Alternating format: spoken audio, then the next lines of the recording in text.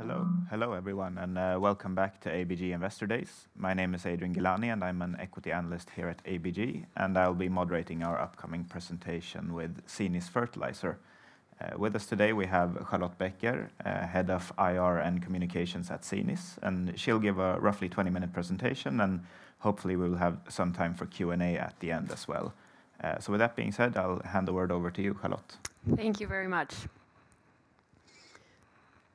So, fertilizer production today emits more greenhouse gas than aviation and shipping. And today's production depends on fossil fuels. So with a growing population, but without it, we wouldn't be able to feed even half of the world's population. We rely on good fertilizers. So what we need to do is find smarter and more environmentally friendly ways to produce fertilizer. And that's what I'm going to talk about today. I don't know how much you know about fertilizers, but there are basically three main nutrients that all plants need to grow. It's nitrogen, phosphorus, and potassium.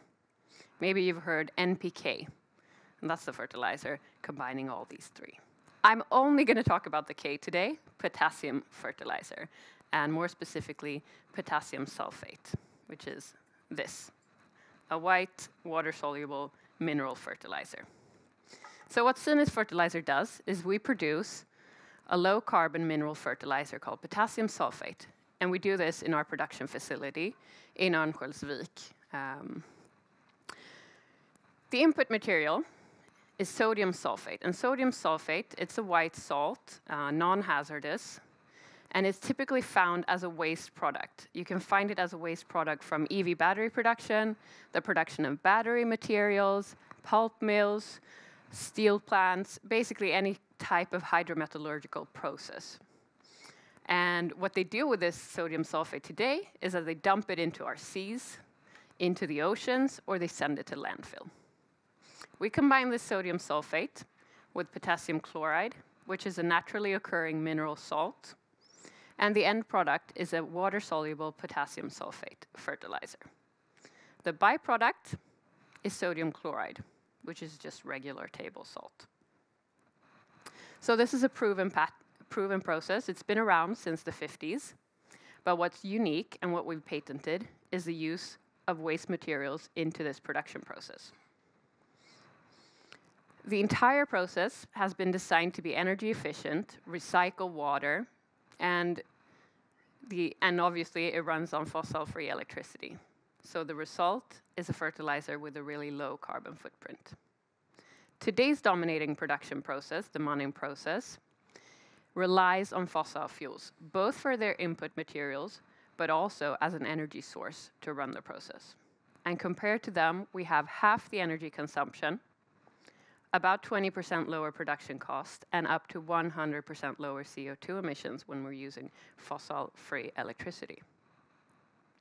So we can produce a fossil-free potassium sulfate and sell it at the same price as the fossil-based ones, making it an easy switch for the farmer. If you look at a higher perspective and the market trends, there are several strong trends that are providing tailwinds for sustainable potassium sulfate, SOP, growth. There's the increased food consumption with a growing population, growing wealth. We eat better, we eat more, we eat other types of foods, and we don't have more land. So we need to produce more food using the land that we have, and fertilizers are crucial in that. There is a sustainability awareness. Farmers know that they need to reduce the carbon footprint. Agriculture stands for almost 25% of our CO2 emissions today. But there's also the issue that many, many industries are struggling with, and that is reducing waste. And we can do both. A big question that seems to be only growing for every day now is independence and self-sufficiency. For many years, the fertilizer industry has been looking for ways to reduce the dependency on China.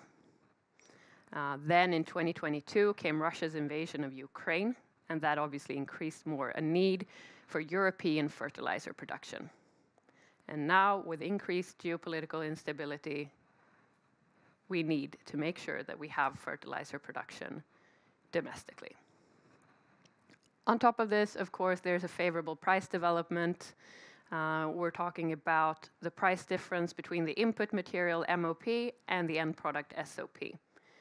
And this has remained stable over time and now is even at higher levels than the 20-year average.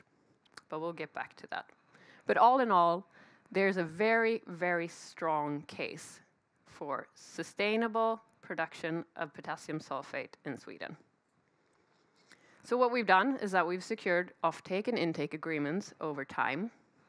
We have agreements with leading battery producers such as Ascend Elements and BASF, where we're supposed to take sodium sulfate from their battery production of battery materials. Recently, we also signed an agreement with Ragn-Sells, where we actually get paid a gate fee to take care of the sodium sulfate. And that really shows what type of waste issue we're dealing with. We're getting paid to take our input material. Potassium chloride, the naturally occurring mineral salt, we buy it from K+S at a long-term agreement. They're one of the largest players in the mineral and fertilizer industry. For our first production plant, we've sold all of the production to Finwire.tv, which is a Dutch wholesaler of fertilizers. We also have an agreement for another site in Sweden, so up to 300,000 tons of potassium sulfate per year to Finwire.tv. For our next production facility that's going to be based in the US, we have a letter of intent with K+S. But this is really the most interesting thing.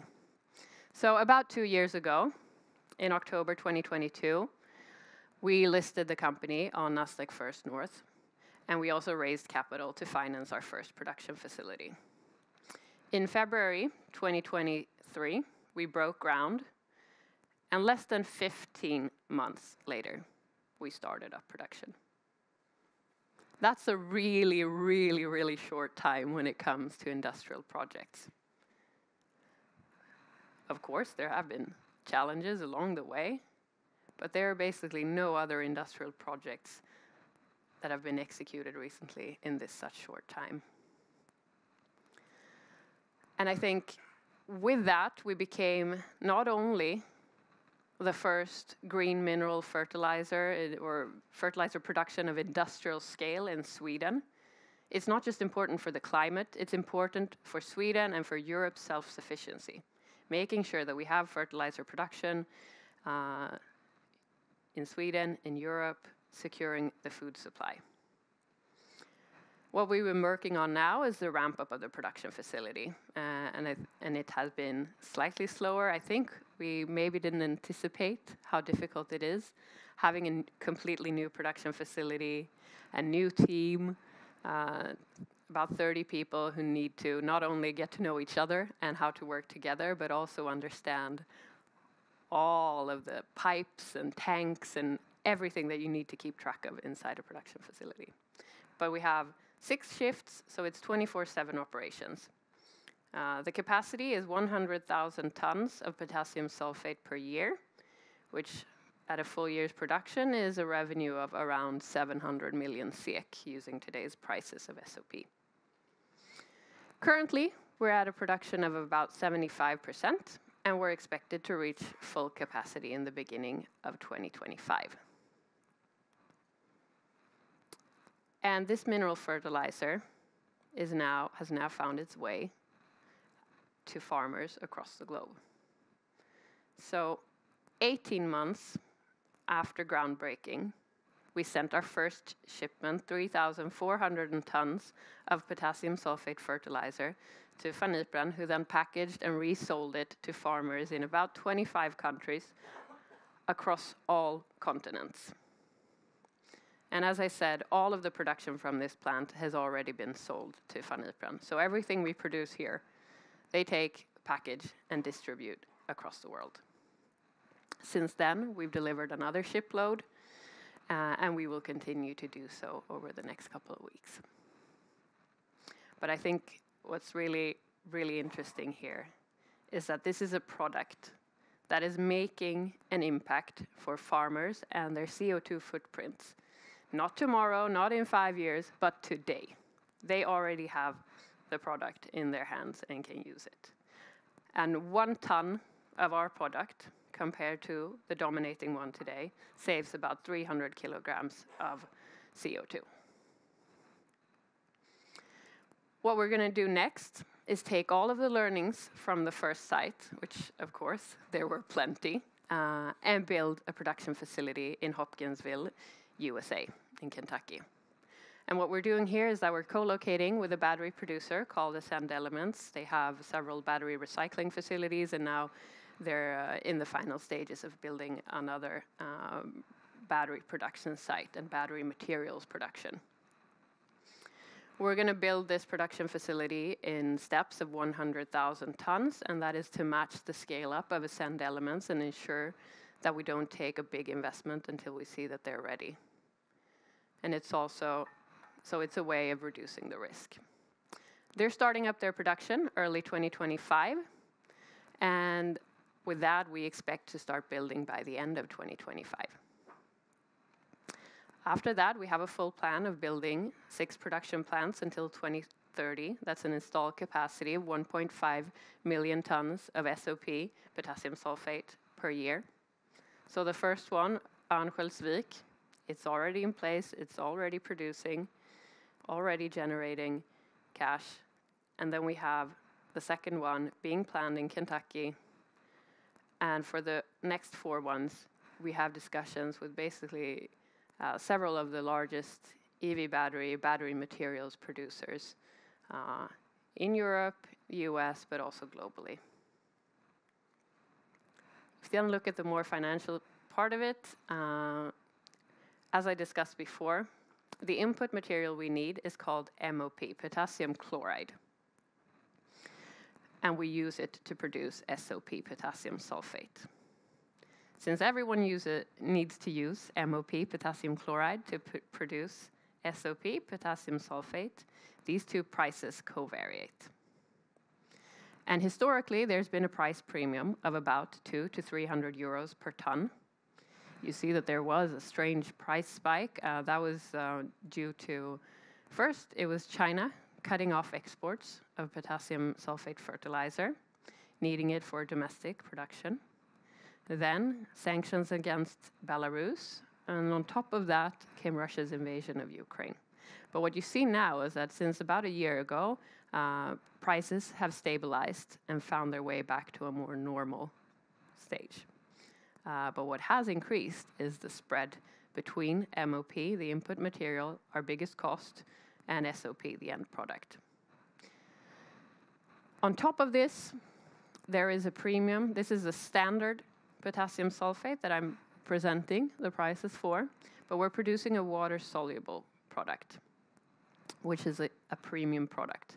So there's an additional price premium on top of this. As I mentioned before, we've chosen not to charge a green premium. We would rather make a big impact, sell big volumes from the start. But of course, there is a possibility that you could get those in the future. So with that in your mind, we've set these long-term financial targets, a profitability of 25% EBITDA margin, long-term low leverage net interest-bearing debt over EBITDA below around 2.5 times. And since we're planning to build more production facilities and use cash flows for that, we won't be giving out any dividends for the near future. So to summarize, this is a case with a very low technical risk. It's an established technology. We have a production facility that's up and running. We have offtake and intake agreements for several plants in place. We have a big plan to build 6 production plants. First one, it's already there, just 5 more to go. It's a really, really big environmental benefit compared to the alternatives on the market today. Up to 100% lower CO2 footprint, half the energy consumption, and a lower production cost. And last but not least, we're solving circularity. We're helping industries such as battery producers, pulp mills, other manufacturers reduce their waste and making sure that they don't dump sodium sulfate into oceans or into landfill. And with that, I'd like to open up for questions. Thank you. Perfect. Thank you a lot for that presentation, and a bit quicker than 20 minutes as well, so it leaves more time for Q&A, which is great. I'd just like to start off in the current facility in Örnsköldsvik. Obviously, the focus is on ramping up the volumes, and you mentioned it took a bit more time than expected. Can you elaborate on what these sort of unexpected issues were and whether those are mostly behind us now? Yeah, I mean, there are several things. We have recruited a great team of process operators. Many of them have been working in the process industry. But when you come to a new plant, there's still a lot to learn. They haven't seen exactly this type of plant. They haven't run exactly this type of plant. And they haven't worked together. And I think we underestimated the time it actually takes to get everyone up to the same speed, really. Some shifts were maybe faster than others, getting up to speed and learning and understanding how to run this facility in the best way possible. So we've done a lot of training hours, bringing in all the shifts, making sure that everyone runs the plant in the same way, because that really gives an effect on the output and the availability. We also had a big power outage, of course, which set us back a couple of weeks. But all of those are behind us now. Yeah. So with the experience now of having built one plant, is there anything you plan on doing differently for the Hopkinsville plant? Or? Yeah, of course, a lot. Okay. I think it would be horrible. It would be wrong to not do things differently after. No matter how well you plan, you're always going to learn along the way. And I think we've found ways that we can do more prefab to reduce basically installation costs on site, because that's the most expensive part that we can reduce. Ways to just structure the plant to make it easier for operators to access certain points of the plant. Yeah, there's a ton. And now also we have a team of operators in Sweden who have actually run exactly this type of plant, and they will have done it for almost 2 years when we start production in Kentucky, and that helps a lot. So also just what's the rationale of going as far out as the USA for the second plant? Because a couple of years ago there were plans of building more plants in Sweden. What's sort of changed since then? Yeah, I mean, it's really, we see that for battery producers, producers of battery materials, more specifically, they are struggling to get environmental permits because they have large amounts of sodium sulfate. And if you have an old permit, you can emit this into the sea, and it's quite expensive to send it to landfill. So we play a really important role for these companies. And we saw that Ascend Elements, they had a very strong development. They have a good track record. They've put up several battery recycling plants. And now they're building this gigafactory, and they had a very quick timeline. So it was basically a matter of their timeline being quicker than some of the projects in Europe, which is why we prioritized them. I mean, the original plan was to build in Skellefteå next to Northvolt, and I think we're quite happy now that we chose to focus on Kentucky before that.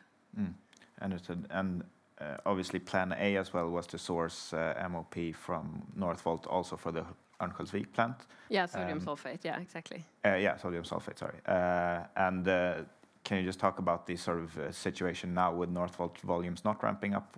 What's the plan for sourcing inputs at the moment in the current factory? Yeah, so in the current factory, I mean, we're sourcing the majority from producers in Spain, and then we're adding on more and more waste streams from mainly surrounding industries that are close by the facility in Örnsköldsvik. So the Ragn-Sells contract was the first one. And it's actually a much better contract financially than the one we had with Northvolt, because we actually get paid to take care of it. And that's the type of contracts that we're going to add for Örnsköldsvik. Yeah. And just moving on a bit also to the pricing of the product, you mentioned that you've chosen to not take out a green premium pricing. What's sort of the rationale behind that? And also how do you assess your possibility of perhaps getting a green price premium in the future? Yeah, I mean, it's two parts. I think, the fertilizer industry, it's concentrated on quite a few large players. So actually getting access to sort of the distributors and the end users, it takes a lot of muscle, and we don't have that. So we think collaborating with someone selling it in bulk is a good way. And if we can price it at the same level as the fossil-based products and still make a profit, we think that's the best way forward, because then you can sell large volumes from the start. It makes it so much easier. I think everyone can recognize this, that in theory, everyone is willing to pay more for, more sustainable jeans or a broccoli or whatever. But when you're standing there in the store and it costs 3 times as much, you're maybe not as eager. And that's what we see. We believe that farmers are no different. So that was the choice. And I think what we're seeing now is that when the end users are getting the product in their hands and they see that, it has even higher quality actually than the fossil-based products that they've been using, that also creates an increased will to pay for it and pay a premium. Maybe for the CO2 reduction, but also for the quality. Yeah. And then we have the margin, as you mentioned, is determined by the spread between the SOP price and the MOP price. And obviously it's very logical that SOP should be priced higher as it's an upgraded version, but what sort of drives the spread of the two materials, and what's your view on whether that spread might increase or decrease going forward? Yeah, so as I said, all SOP needs to be produced using MOP, so that's why you have that natural spread. And then Mannheim process is the dominating one, stands for like 50% of the market. So basically they've been sort of the price setters, and they use fossil fuels for their production, input materials, also running the process, sulfuric acid, which can be quite expensive. But if you look at the price spread now, it's over 300 euros per ton, and so way above the average. And what we see, all the analysts, the potash analysts, very niche market, but they see that this spread is going to remain stable at these higher levels or even increase, because the SOP market is undersupplied. There is an increasing demand for SOP. As the soils get drier, you need to switch to this premium fertilizer. And there just aren't enough projects being built. And the facilities in Europe are closing in on decommissioning because they're old. Yeah. And as for the margin target, do you assume an expanding premium or an expanding spread going forward to be able to achieve the margin target, or what's that based on?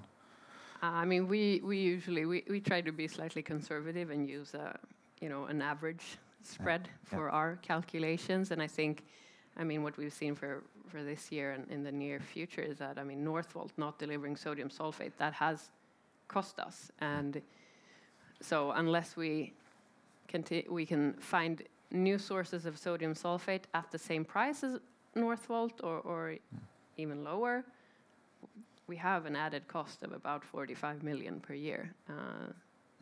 But it's still within reach. Yeah. And then a final question on the funding side, because the first plant, as you mentioned, was funded by both loans and an equity raise. Now you have the first plant in place. And looking at the Hopkinsville plant, what do you expect that will cost in total, and sort of what's the plan for funding that project? Yeah, so we have, as I said, we're going to build it in lines of 100,000 tons. With sort of the improvements that we've made, we expect the 2 first lines to cost about 1.2 million SEK, with 650 for the first and 550 for the second. So we're going to do it in steps. That's a way to reduce the initial investment needed, but also a way to basically be slightly more safe and reduce risk. And we're going to finance that through a combination of cash flows, added debt. We could do the type of project financing that we did in Örnsköldsvik, for example, but there are also still a lot of grants available. There are leasing opportunities if we wish to pursue that. And that's, so that's what we're deciding on. But an equity raise sounds to be out of the question. Yeah, that's not in the cards. Okay, perfect. I guess that was all for all my questions, and I'd like to just once again thank you for your presentation and for answering all of my questions. Thank you.